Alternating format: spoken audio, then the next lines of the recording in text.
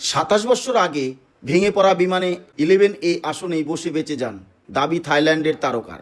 কি ঘটেছিল সেবার জেনে নিন। রহস্যময় 11A। 27 বছর আগেও বিমান দুর্ঘটনায় প্রাণে বাঁচেন একই আসনের যাত্রী। আহমেদাবাদের ভয়ঙ্কর বিমান দুর্ঘটনায় অবিশ্বাস্যভাবে বেঁচে গিয়েছেন ভারতীয় বংশোদ্ভূত ব্রিটিশ নাগরিক বিশ্বাস কুমার রমেশ।